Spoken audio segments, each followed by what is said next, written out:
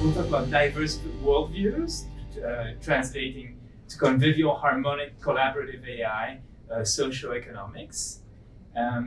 We'll talk about whether purposeful intelligence mainly is a feature of organic life or also other forms of life. And there are many people who address that, including the keynote right before. And what is necessary for purposeful AI, as a final question, as a new paradigm beyond statistical optimization.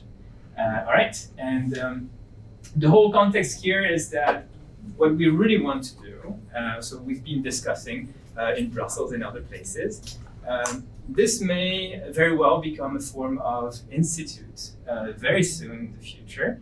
And if you like the set of questions and want to engage with us, please contact anyone of us here organizing here in the front. Please give us feedback. It's really precious to us, and we hope we get deeper into these questions. And the main one, really, that we want to bring, and we'll address that at the end too, is what is the future of values in the noosphere in the face of new AI technology. So this is the main questions we want to get to. All right, time for first panel. I'd like to invite. Could I have Terry? Could we have you sit on any of these chairs, please? And we'll play a fun game here. And maybe Bill, would you like to join us too? The first topic I'd like to address, and I will stop talking as I'm not on a chair right now. I'm on the chair. I can speak again. Please, any panelists, please feel free at any point, maybe not right away in the beginning, but at any point, please interrupt one of us and sit here. And this is an open-ended discussion, and we'll open it to the wider audience at some point. So first question is, following my own little talk earlier, I talked about hybrid beings for those who are here.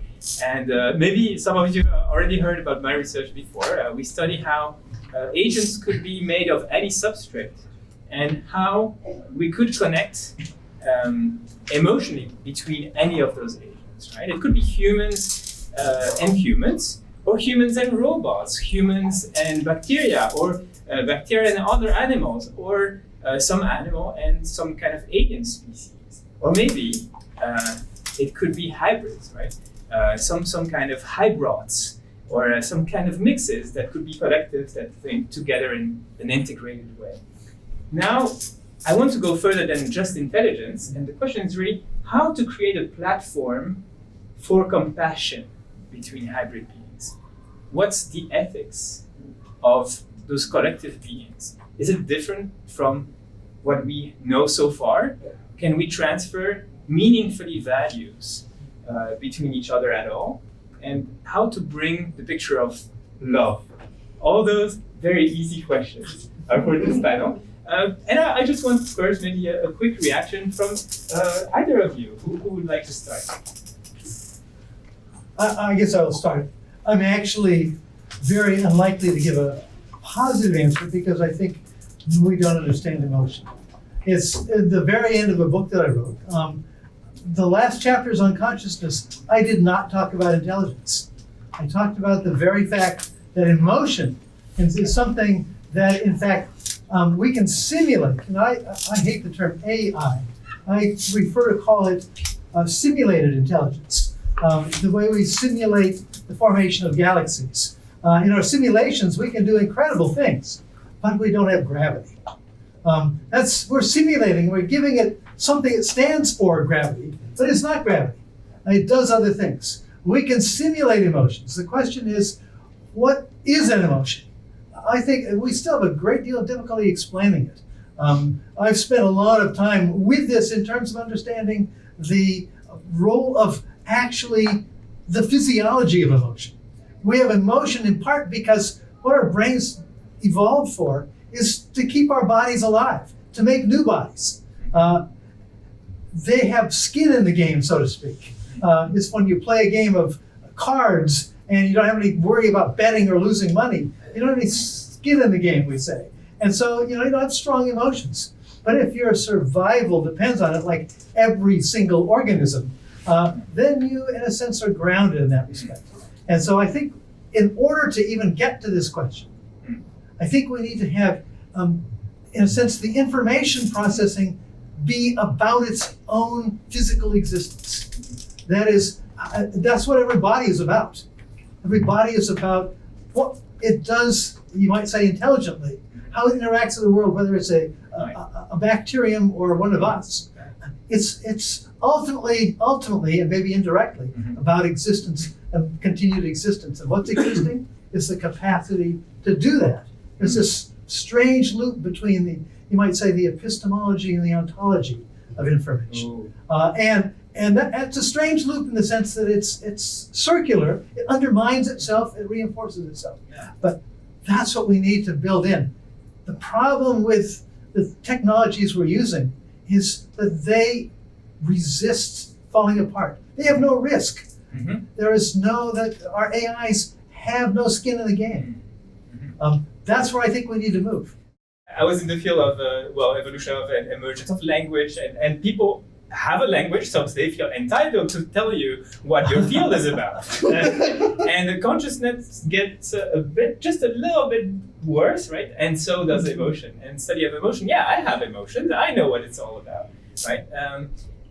I think I really agree with your point, and there are different things in there. I think there is also functionalism. I have a conundrum for you. Which is something I wrote a short piece on recently, and maybe I mentioned it to some of you. It's how to speak to an alien. So let's say that, Ted Chiang's image of aliens coming to Earth with the arrival and so on. They come here and we have to communicate with them.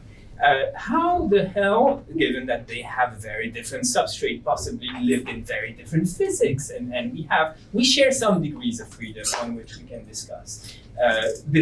really exchange some kind of signals at this point, right? So we gesture, they gesture, and we see what happens. How the hell can we find a way to convey meaning for sure? And the one possible answer is maybe about survival. Maybe we frame it as survival, and in the minimal case, we try to kill each other. And maybe that's the only way, because we know one thing about living beings or self-maintained beings is that they self-maintain. So at least there is one thing the internal states care about, it's this maintenance. And if we call that emotion as a starting point, maybe there's something we can build meaning on, and it can only be emotion. I don't know how you feel about that story, and does it get us to a platform, or is there another way? It reminds me, I was taught many years ago by a man named Gregory Bateson, and he has this very interesting story about how dogs communicate that they're not aggressive and fighting each other. They start by growling, baring their teeth, threatening each other, and when it comes to the final step, they don't bite, they nip. Now the nip communicates, everything else says I'm fighting. The nip communicates that the very intention, the reason I'm doing all of this is not what it appears. So now it represents something that's not there. But to represent what's not there, you had to first of all represent what could have been there. And the other individual had to recognize that. I think there's a similar problem here. I think so, yeah. Of course, dogs have a similar embodiment. They're dogs, so they know what hurts or not. They have a sense of, you probably like me, more or less embodiment-wise and so on. It looks like you understand, if I do this means that, right? Now, if the embodiment is very different, we don't know. We have to test out, and everything is an evolutionary selection. The other thing you mentioned, sounds like there is a notion of prediction there, right? So if we're able to infer and predict, then maybe we don't have to go all the way and kill the alien before we talk to them, which would be amazing in my view. Speaking people. Yeah, so I actually had something to say on that, but now what you said reminded me of a blog post that I posted a couple months ago, which is basically trying to sketch a mathematical argument why the good guys will usually win, basically, which is after I posted that, someone else pointed out to me a bit of My Little Pony fan fiction, which makes the exact same point. So, which I guess it's a beautiful era we live in, right? Yeah. So any pony knows already, right? So the crux of the argument is along the lines of what you're saying. I mean, if you have a situation where you have multiple intelligent agents cooperating with or collaborating or interacting with each other, and you sort of have to, given the laws of physics, because special relativity limits speed of information transmission. So you can't have everything in one point. And in the end, you do have a distributed system with at least one distributed mind, or else multiple agents or something. So when you have multiple agents that are trying to do something together, in the end, if the multiple agents do not have a relationship of trust with each other, then this means that they will need to get a lot of proof and validation about what each other are doing and what their internal states are as they progress. And this is very inefficient, right? So this is why blockchains are inefficient, right? Because a blockchain is made for a group of non-mutually trusting agents to be able to carry out transactions. It works, but it's slow, right? You're doing all this encryption and secrecy and so on. So with the same amount of processing power, if you have mutual trust, you can simply solve more problems in a given amount of time, given that processing power, than if the agents don't trust each other and they're always afraid each other are going to scheme against each other, right? So if you have a collection of agents mutually trust each other, that collection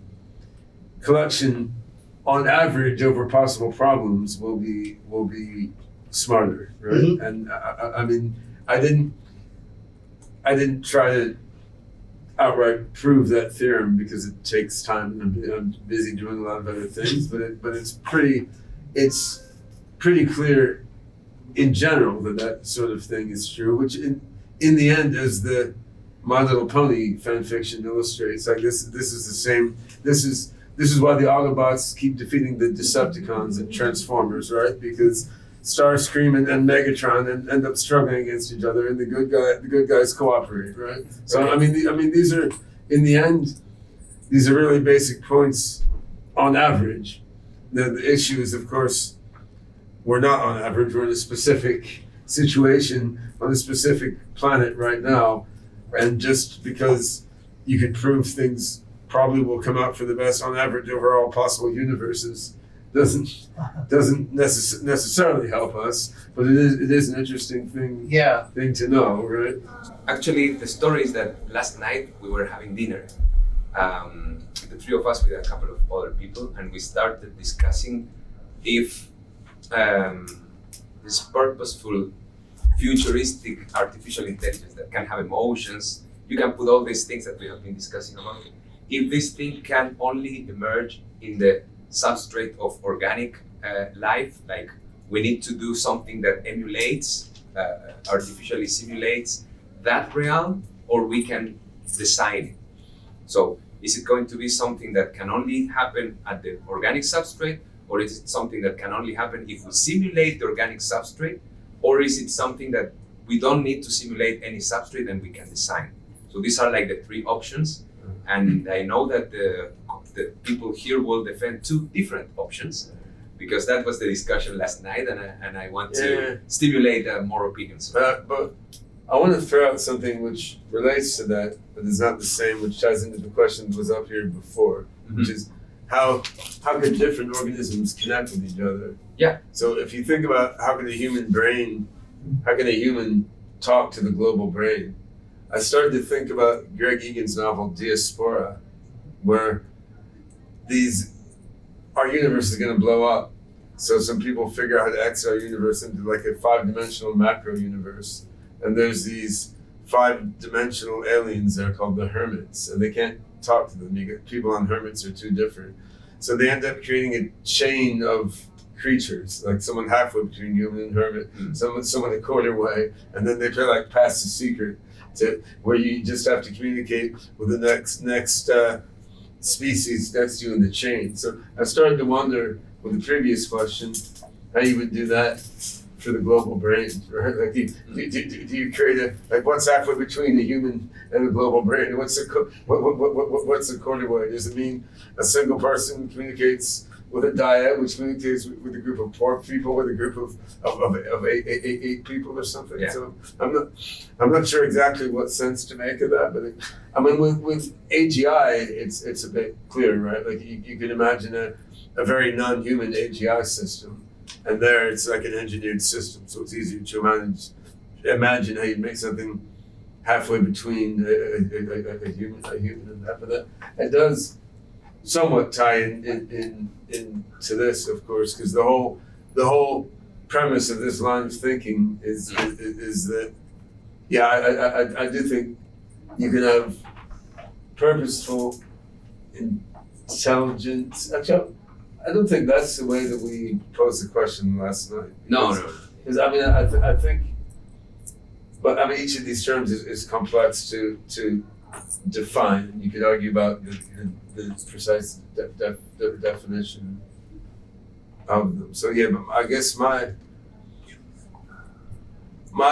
position on this one at the moment is I see no reason why specific sorts of molecules that are in human bodies, it has some special capability for leading to cognitive stuff, be it reasoning, goal pursuit, even awareness. Like I have no reason to believe that at this moment. Right now, it seems possible that quantum dynamics in some weird way is important for consciousness or purpose or creative thinking or something.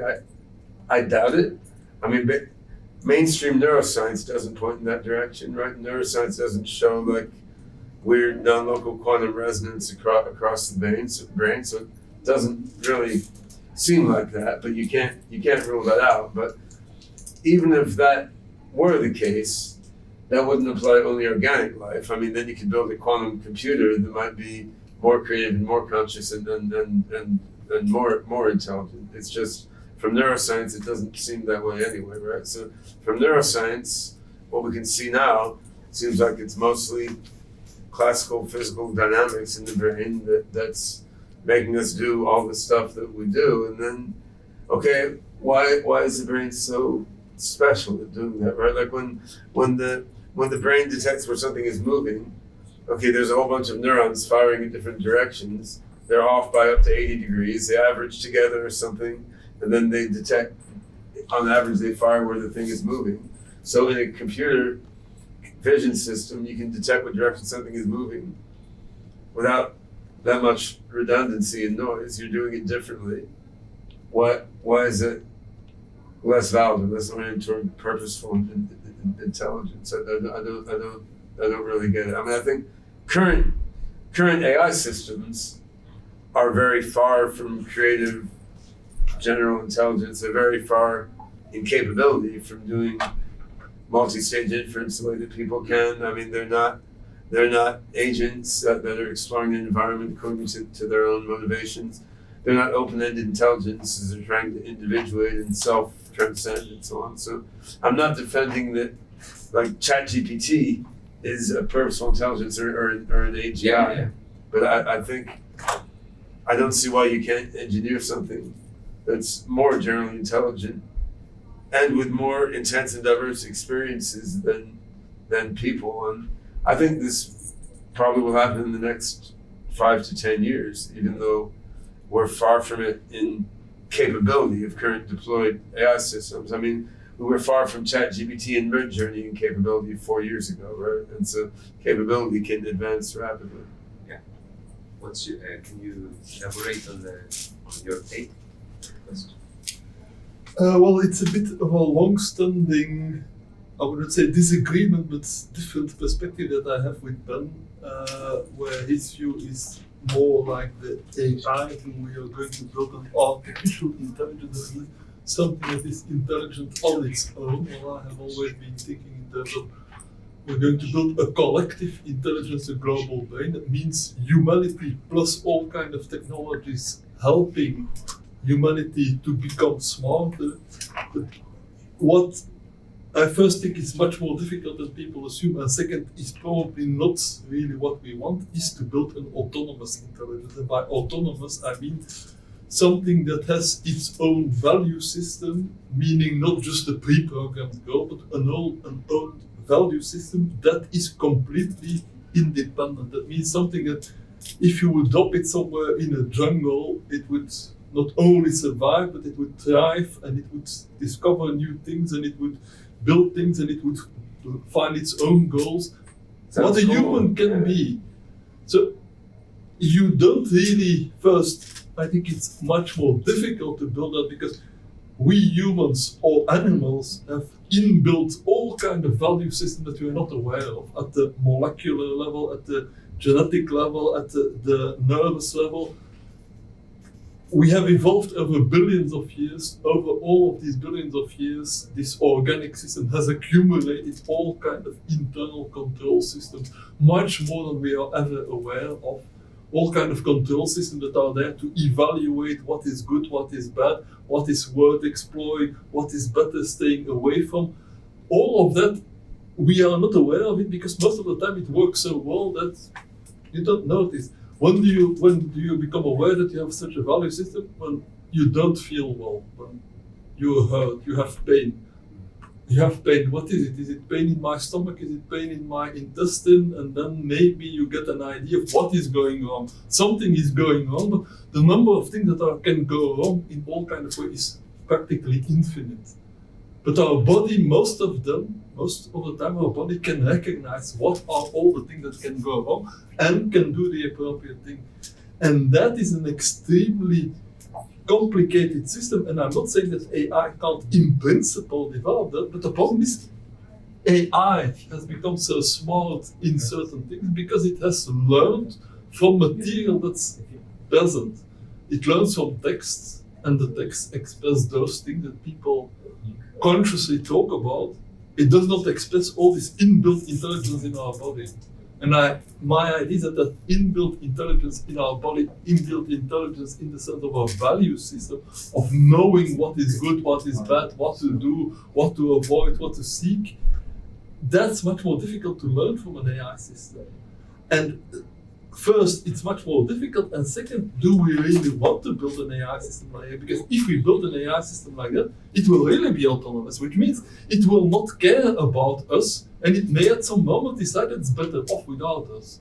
Now, I'm not one of these science fiction Terminator-like kind of people who are worried about AI taking over, and the reason I'm not worried is precisely because I think it's much more difficult to develop an autonomous AI.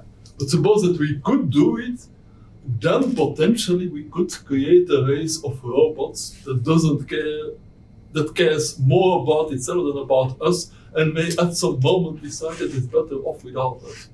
So I'm not using that as an argument why we shouldn't look into these questions. I'm just saying that the idea of a really autonomous AI is neither easy nor something desirable. What is desirable then? The kind of AIs we are having at the moment, smart things that can help us in solving the problems which we decide are important. Our values will determine what the AI does. If our value is to go with an automatic car, with an AI-driven car from the airport to your apartment without running anybody over and doing that via the most efficient route, that's our goal, and the AI will be very good at following that. And that's what we want. That's what you want. We don't really want a car that's just roaming the streets and looking at things and saying, oh, that's interesting. I know, and I feel like going to the river, and I'm going to take some water from the river, and then I feel like going to swim. And yeah, maybe while I swim in the river, or maybe some other people are swimming there, but I don't care, I'll just pass over them. That's not really what we want. That does not mean that I want to exclude this kind of research, because this kind of research will teach us a lot about ourselves. So in that sense, it's interesting to do research into autonomous AI. I'm just saying that I think that we won't get that kind of autonomous AI, not in 5 years, not in 20 years, maybe in 50 years. I don't want to speak about that, but it's much more difficult and it's also much less desirable. I mean, in a historical perspective, whether it's 5, 20, 50, or 100 years, doesn't really matter, and it's all very soon. So I think from the perspective of intellectual or philosophical discourse, whether we'll get superhuman AGI in 5, 10, or 100 years is beside the point. Of course, it's relevant to practical projects right now into our own individual lives. But I would say, as I said last night over dinner when we discussed this, I mean, since I started my AI career in the 80s, I've heard things like this, like face recognition, not from you, but from many other esteemed academics and theorists saying, I mean, face recognition will never be done by AI because people evolved to do it so finally. Our brains evolved so specifically to do it over so long. Chess will never be defeated by AI because intuition. Go will never be done by AI because intuition. I mean, what ChatGPT does now, people were telling me was 50, 100 years off, like a year before it was launched. So the idea that these things are hard and complicated, therefore they're 100 years off, that clearly isn't a useful line of argument, because we were able to build hard and complicated things. I mean, building GPT is hard and complicated, and it's hard and complicated in different ways than what the brain does is hard and complicated. But I mean, look at all the engineering and just in the NVIDIA GPU itself, all the semiconductor stuff there. I mean, it is hard and complicated, and it's done by the global brain, right? It's done by so many. Look at the company in Netherlands that makes the electrolithography machines, that makes the chips that are made in Taiwan. I mean, there's so many pieces coming together to do this stuff. It is complicated.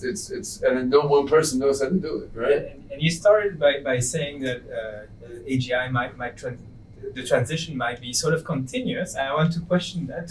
Two things about purpose. Maybe purpose has some sort of phase transitions that are rather sharp, right? And maybe we are on the verge of getting there, but until you get there, you don't see it. And maybe we don't see it because we don't recognize, our cells might not be aware really of our existence. Maybe it's very difficult for them to ever construct that. One question. The other question is more to your point about purpose. Can we have partial purpose? I want to ask to the room as well, right? Is there such a thing? If we are not yet quite integrated with a tool like AGI, for example, right? It could be AGI that is a tool for us humans or human society or Noosphere. Now, could it have half purpose and we share it? And if we disconnect it, it was your point, I think, disconnecting it. The point about autonomy is that if you're too disconnected, it's not autonomous, it dies off and doesn't have a purpose anymore. But maybe there is some kind of theory of partial purposes, and I haven't seen that in the literature in our field much. Maybe there's something in certainly, that. It's easy. I mean, that's cybernetics. I mean, cybernetics is you make a machine with certain goals, and to all its feedback loops, it will achieve that goal. But if you're speaking about purpose in the sense of this very broad autonomy, that means being able to deal with myriad possible combinations of situations that nobody has ever programmed of, and you don't know what the state space is, and you don't know what the parameters are, and you don't know how the parameters come together, then you need a lot of experience. Who is you and who is me? That. Who is me and who is you in that sentence? Because this is excellent. I love this. But where is the self there? And if I'm holding the hammer, maybe the hammer has a goal by itself, right? If it's a complex hammer enough. And maybe the self is less and less relevant. There's a horror movie plot for you. The hammer had a mind of its own. It's a very difficult hammer to. So in the talk I gave earlier, I was giving the example of the abacus that allows you to reach through and you really understand, mathematics when you use it, right? As opposed to something like an AGI that is super clever, but then it's a calculator and you're just asking a question and it replies, it's 42. There you go. And where are we now? So I feel like there's something in between. Maybe there is something in between. It's like the phase transition, that there's something in between. I mean, whether it is sudden or gradual probably depends on how much you zoom in. I mean, water boiling is gradual when you're waiting for the spaghetti to cook on the stove, right? You see the little bubbles popping up and it's taking a while, but then in the thermodynamic sense, it's a sudden transition. And I think the singularity is a bit like that. Like on the scope of all human history, I think singularity is very sudden, and we're in it right now, right? And it is very sudden. On the other hand, still from the middle of it, you're seeing step by step, just like in the pot of boiling water, you're seeing each bubble pop up. I mean, in particular, when I think about AGI, though, I mean, I think what will happen is someone will get an AI system which palpably can not only answer questions and do useful stuff, but appears to understand who and what it is, which ChatGPT patently doesn't ground most of its knowledge. But what if you have a ChatGPT-like system that appears to ground its knowledge when you talk to it? Like it answers in a way that seems like it knows its position in the world, knows what machines it's running on, knows where it learned this or that thing. It has some reflective self-knowledge. So I think once you get to that point, then the AGI race goes into a different phase, right? Just as ChatGPT has nudged it into a different phase, I think this first clearly self-understanding, self-cognizant thing, proto-AGI, will kick into an even more crazy and accelerated phase where the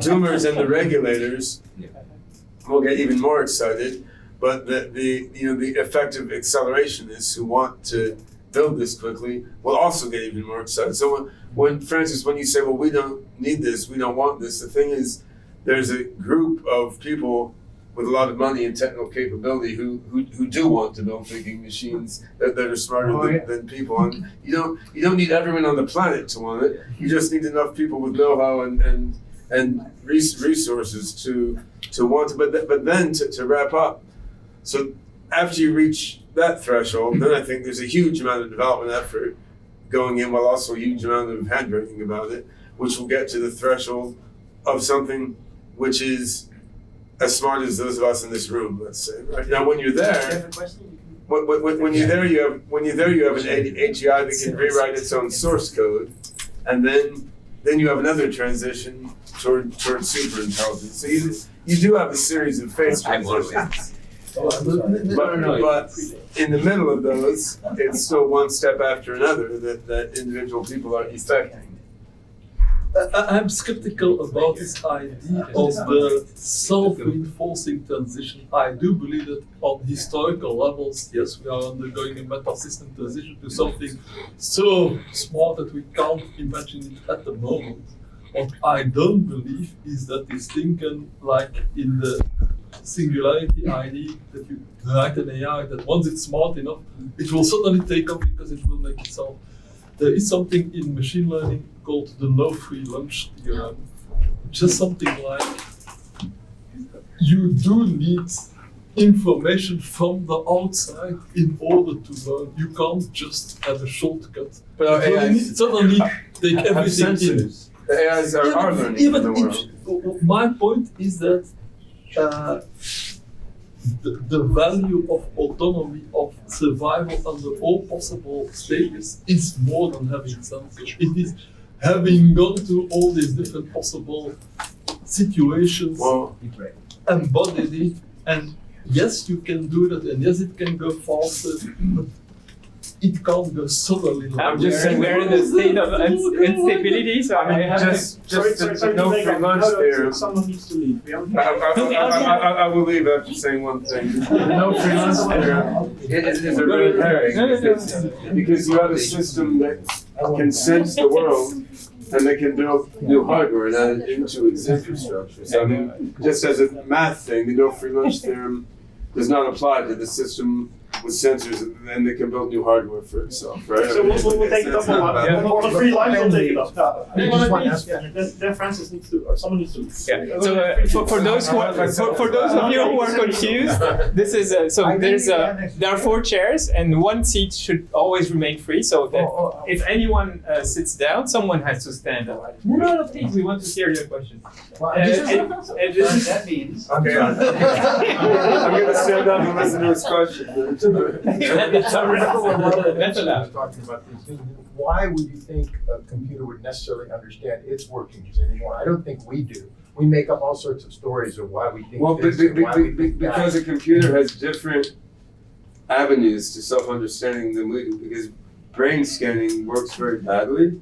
So an AI system will be able to have complete visibility into its state and its execution trace at any given time, right? So maybe it's a people. So So for the next question, it's can diverse worldviews translate to convivial, harmonic, collaborative AI, social economics? And a bit of a context to this question is that what we're currently mostly exploring in AI is a certain type of intelligence that's sort of rooted in our current socio-economic system. So mainly sort of a neoliberal capitalist perspective on intelligence, which fits very well into our socio-economic system. Louder, Which sort of really well fits into the current system and is sort of rewarded in a sense that the sort of the perception and use of this intelligence can be applied in a profitable way. So my question is what kind of other intelligence can we explore if we start from a different worldview? So let's say from an indigenous culture or from a sort of more welfare economic system. And how can we assure that these types of intelligence or intelligence systems can have a place within our current social economic system and don't get sort of stonewalled by our current system?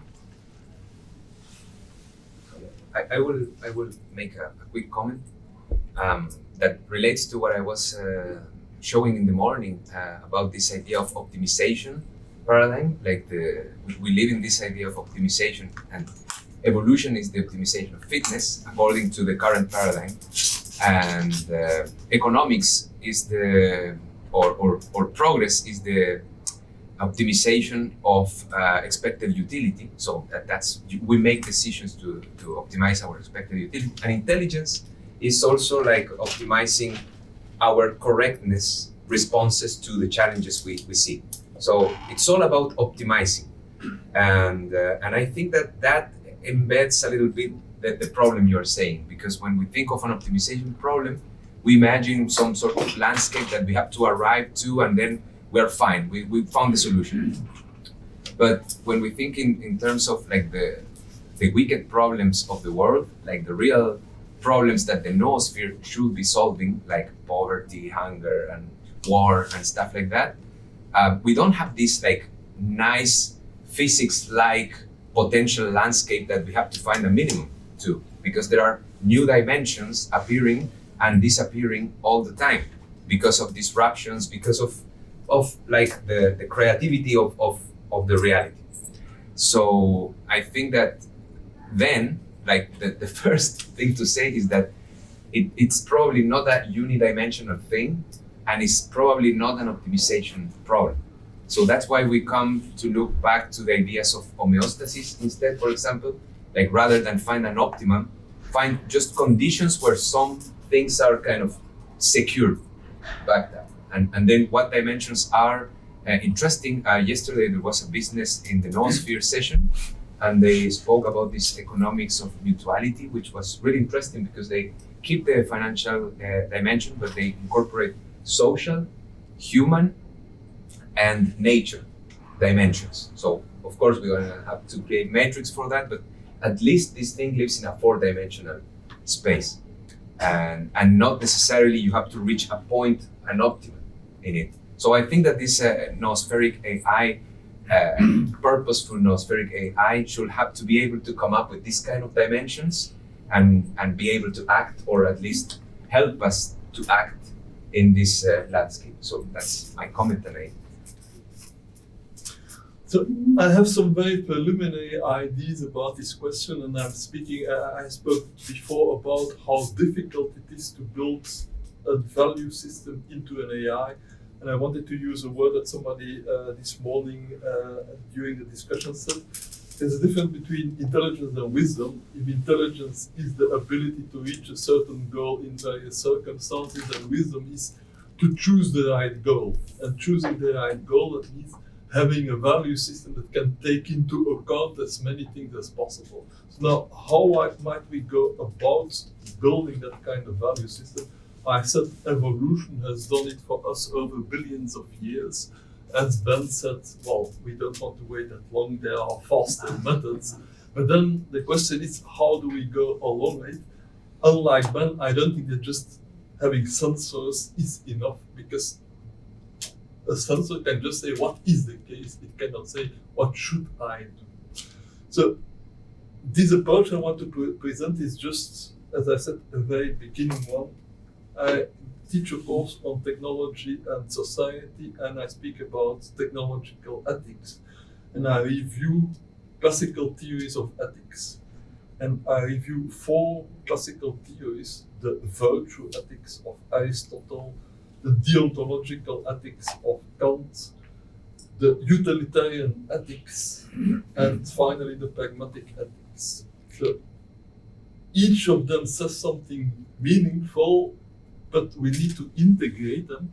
And how could we integrate them? Well, what AI has been doing implicitly is following the utilitarian ethics. The utilitarian ethics says there is something like a utility function, which in ethics is usually understood as the greatest happiness for the greatest number of people. And we assume that we can calculate that utility function, and now we're going to optimize. We're going to let the system learn, and each time it makes a decision that increases the utility, we reinforce it. Each time the decision decreases utility, we inhibit it, and like that it will learn to maximize utility. The problem is, as I said, the complexity of value. There is no such utility function for everything in the world, for all possible circumstances, all kinds of things. Let's go to the next one. Deontological ethics is the more traditional moral that people say, you should not do this, you should do this. For example, you should care for your children and for your parents, you should not murder, you should not lie. These are kind of absolute yes, no, black and white. You should not murder. No question, no question. But we all know that there are, of course, situations like the famous trolley problems, like, can you murder one person in order to save the life of 3 other people? And then, of course, we come to all these kind of situations where the deontological ethics, it doesn't work. Then you can go to the utilitarian level. Can you say something about the trolley problem? Because yeah. I've always been amazed by the trolley problem that we treat it as a normal act. So the trolley problem, we imagine ourselves in that position, and then we ask ourselves, what would I do, or what would be the ethical thing to do? Well, the thing I would do is, I would ask who built this trolley. Because I think the problem is not so much in the ethical considerations in hindsight, it's about the trolley itself. We've been placed in a position that we shouldn't be placed in. So I think the same line of argument also goes in current day AI. If we need to optimize towards a specific goal function, which could be informed by utilitarian theories, for example, or other ethical theories. If we need to optimize towards a goal function, then yes, then we have a very difficult goal function to define. But how about an AI that doesn't need to optimize towards its goal function? Can we imagine a purposeful AI, which is more, let's say, existential in the sense that we have the example of the hammer. The hammer has a goal, but we create our own goals. So can we have an AI that creates its own goals, which is more rich than just a fitness function or objective function? Well, that's where I have wanted to go to. So let's say the deontological ethics gives you kind of hard and fast rules, but you know that they will not work in all situations, and anyway they don't tell you what to do with your life. They just tell you don't murder anybody. If you're driving a car and somebody suddenly comes in front, you brake. So these are, you might say, kind of default lower level rules. You would want your AI to have these rules that if somebody suddenly crosses the street, you stop. No matter what your utility function is of going as quickly as possible from here to there. So you need at least these two levels. Let's say the very top level, the utility, the lowest level, don't drive anybody over. Next ethics, the virtue ethics. Virtue ethics is less well known, but it says there are certain general properties that we might associate with wisdom, virtues, like openness, creativity, tolerance, fraternity, love, and all of these kind of a little bit fuzzily defined things, but which we can not fully formalize, but at least they are kind of heuristics. So we would like the system to know that maybe it should try to be more loving or more tolerant or more creative or more of this. These are kind of more or less things where you can't really optimize. And then finally, the fourth type of ethics is the pragmatic ethics, and the pragmatic ethics says, well, there are no hard and fast rules that always work. There is no absolute utility function. What you need to do is in practice test it out, try it out, think, improve, what engineers do. And so maybe the combination of these four things at the lowest level, the deontological rules, the hard and fast, would say, do this, never do that. At the top level, utility function, something like the greatest happiness for the greatest number of people, in between the virtues as kind of general heuristics, and then the pragmatic principle, let's try to get all these parts of my very complex value system to work together by testing them out. So that's just a suggestion for how I might go about to try to create a working value system for an AI. Suzanne, you have the last word. We only have a minute left. Okay, well, thank you all for this very creative concept for how to run this panel. And I wanted to make a comment that could address your ideas, Flor and Bill, and also just to suggest an alternative to thinking about, embedding a value system in an AI. This harks back to my talk yesterday, if any of you heard that. The idea that if we think of an AI human continual feedback loop where humans are, and this is one of Werner Vinge's 4 definitions for the singularity, and I think the singularity has been a little bit distorted by Ray Kurzweil picking it up and saying, this is the moment when computers exceed human intelligence. And the real opportunity in what Werner Vinge said was having humans continually in the loop so that we are continually updating and making ethics relevant. And there's not a fixed design for ethics, but there is a constant relational how are we going to handle this context and that context. And this means it's addressing diversity, and it's addressing your really good comment about hybrid for-profit, non-profit, and this rather horrific thing that's just happened to disillusion us all. Okay, thank you. So I feel like this roundtable could go on forever, but don't worry, we won't. We will close it off here. Like Olaf has said in the beginning, we are starting up an institute around these ideas, around purposeful AI, around the richer definition of goals that we currently see in the machine learning paradigm. So if you're interested in this, please reach out to Olaf, to Thomas. Where are you, Thomas? To Thomas. Flor or myself, we'd be happy to continue talking. We'll do the flight. Let me close by thanking our panelists and our guests for today, and thank you for attending.